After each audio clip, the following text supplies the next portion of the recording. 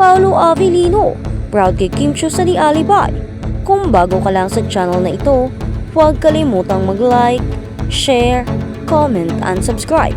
2 taon matapos ang unang pagtatambal sa infidelity team drama ng Prime Video na Linlang, pumalik sa streaming platform sina Paolo Avellino at Kim Chiu, kasama ang mystery thriller na ginawa ng ABS-CBN Dreamscape na The Alibay na magsisimulang mag-stream ngayon. And between those two projects, Kim Pao has to define their partnership at this point. Paolo said in an exclusive interview with the Philippine Star, "Exclusive, I would describe it as more as mature than usual partnerships or love team. Matagal-tagal na rin kami ni Kim Chiu sa industriya at marami na rin kaming natutunan. Bagamat ang bagay sa pag-arte ay tulad ng ibang craft o trabaho, hindi ka tumitigil sa pag-aaral, especially her because I think acting is you always discover something new about yourself. And when you discover something new about yourself, parang na-apply mo na rin siya sa mga karakter na ginagawa mo." Sumang-ayon si Kim at sinabing nakakapag-click sa kanilang team up ay ang kanilang ibinabahaging passion sa craft. "I think our partnership, wow, mayabang. Pero iba to nyo kahit ano sa amin kaya siguro namin." Kim Chiu laughed. She said, "We share the same passion na gusto namin yung acting, gusto namin na ma-improve yung last project namin. Nakakatuwa din magkaroon ng ganitong klaseng katrabaho na same as yun na tinatamad gawin yung nakasulat sa script," she said. "Minsan gusto niya po more and more and more. So syempre, oh my gosh, I have to keep up. So parang dapat galingan ko pa." Inamin din ng actress na ang pakikipagtrabaho kay Paolo ay nagtulak sa kanya na i-unlock ang mga bahagi ng kanyang sarili na hindi pa niya napagtanto na mayroon siya. Parang marami daw siyang nadidiscover sa kanyang sarili.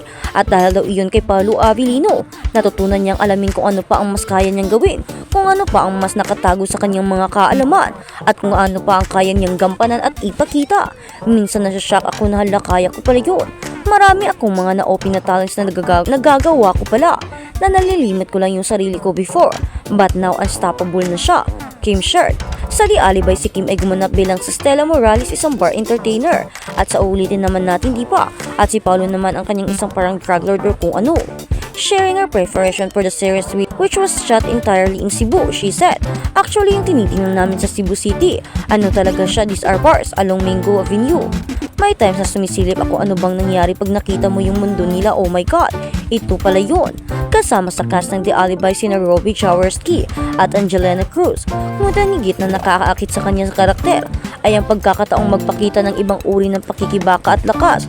"Gusto ko siyang i-play kasi gusto kong ipakita sa mga tao na may kanya-kanya tayong mga battles sa buhay. Kanyang kinakapos lang kami at kailangan naming ibenta ang sariling katawan para mabuhay," she explained. "Kaya naman naiintindihan ko yung mga taong ganito, yung mga taong nagtatrabaho dito. Sa hirap ng buhay, hindi naman lahat nakapagtapos at hindi naman lahat nakakita ng desenteng trabaho. Kaya huwag natin silang babaan ng dignidad o huwag natin silang husgahan dahil ang ginagawa nila ay para mabuhay. That in the life of one person, it's really just about survival.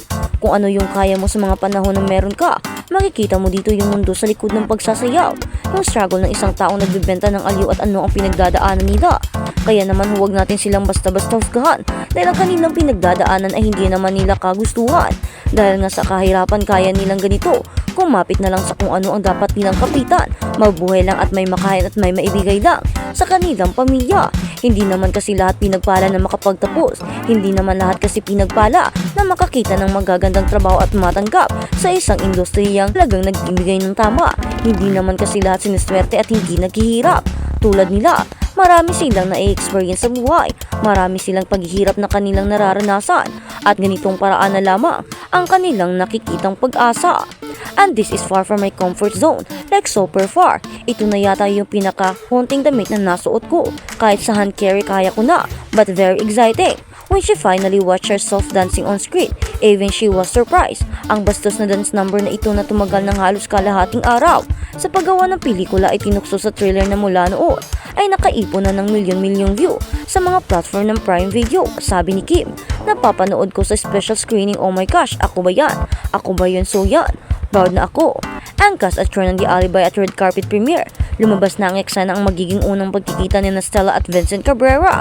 Ang karakter ni Paolo, sabi ni Paolo, humanga siya sa katapangan ni Kim na gampanan ang ganoong role.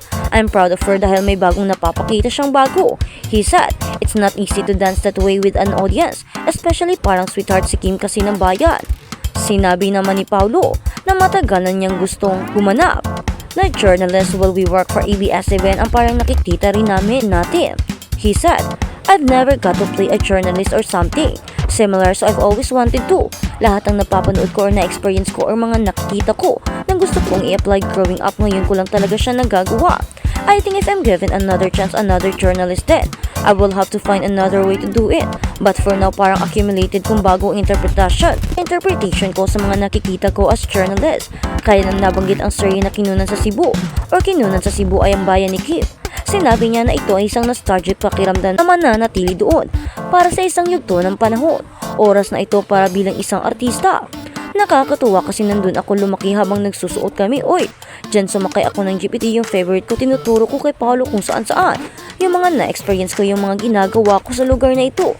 Pinapakita ko at pinapaalam ko sa kanya kasi naman lugar ko ito. Lugar ko at alam ko kung ano ang mga kasikot-sikutan dito. Kasi dito ako lumaki, dito ako nagkamulat at nagkaroon ng sarili. Dito ako nagpapakita ng pagmamahal. Dito din ako kung saan-saan nagada. Noon pa man, nung hindi pa ako artista.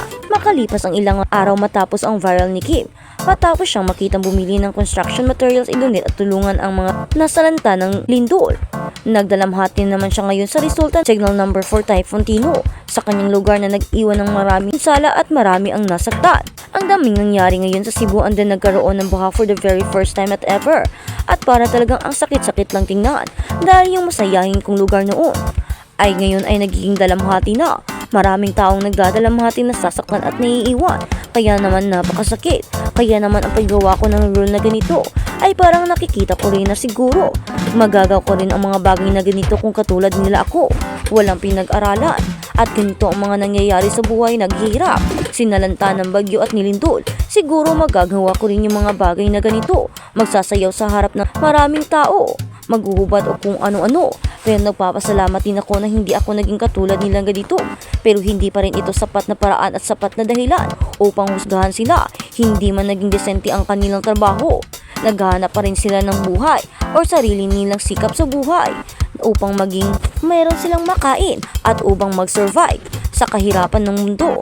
At sa kabilang banda, Paolo Avellino na iilang pa rin kay Kim Chiu. Maraming ilangan moment pa rin. When you enter the set as professional, parang hindi mo talaga alam kung ano ang dapat mong gawin. Kaya nga naman diba sinasabi ko, naiilang pa rin ako kay Kim. Hindi sa naiilang in the way na parang ganito sa pagsasama namin, hindi.